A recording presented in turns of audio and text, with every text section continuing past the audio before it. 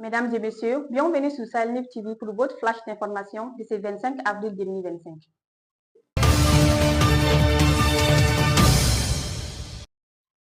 Le Conseil national de transition CNT a tenu le jeudi 24 avril 2025 sa première séance plénière de la session d'avril dans la salle Djeli Baba Sissoko du CICB, sous la présidence du général des corps d'armée, l'honorable Malik Diaw, président du CNT. Lors de cette séance, 5 projets de loi ont été examinés et adoptés. Ratification d'un accord de prêt signé avec la BOAD pour financer la phase 2 du programme d'irrigation dans les bassins du Bani et à Sélingué. Création du projet de mise en valeur des plaines rizicoles de Tombouctou. Détermination des conditions d'emploi des langues officielles du Mali. Création de la Caisse des dépôts et consignation du Mali. Ratification d'un accord d'appui budgétaire signé avec les fonds du Qatar pour le développement. Cette séance marque un pas important dans la dynamique législative de la transition, avec un fort engagement des membres du CNT au service du développement du Mali.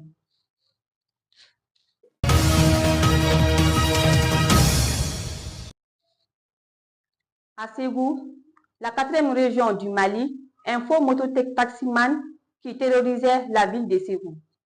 Démasqué au terme d'une traque implacable menée par la police.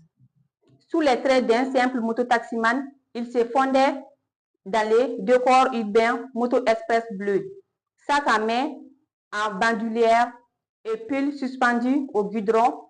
Il se distinguait des autres conducteurs. Et pourtant, ce prétendu Telmanibola n'était autre qu'un dangereux braqueur, impliqué dans une série d'attaques à main armée et d'actes d'extorsion à Ségou et dans ses environs. C'est ainsi que la brigade de recherche BR, dirigée par le commissaire Oumar Dabo, a été mobilisée pour tendre un piège à ces criminels. Dans la nuit du 22 avril 2025, l'opération est lancée à Massabougou. Ce prétendu moto-taximan a été arrêté et déféré dans la prison.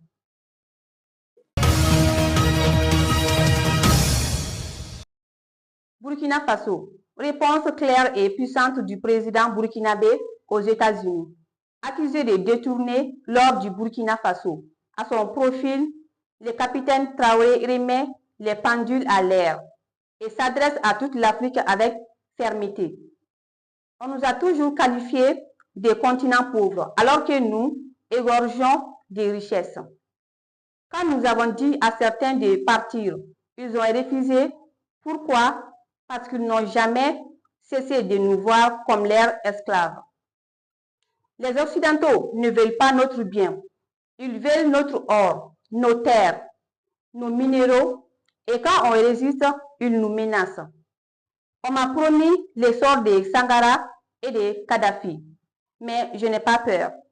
Ce combat, c'est pour notre liberté, pour nos terres, pour notre indépendance et pour les générations futures. Un message fort, un appel à la souveraineté district, le capitaine Ibrahim Traoré.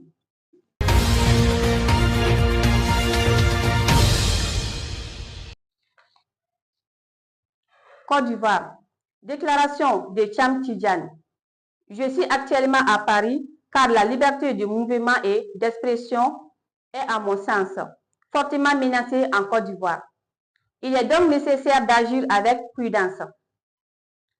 Bien sûr, je prévois de rentrer, mais je souhaite d'abord fixer sur ma situation.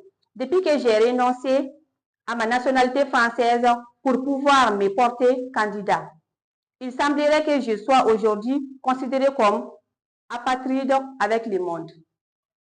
C'est tout pour ces flashs d'informations. Merci de l'avoir suivi et à très bientôt.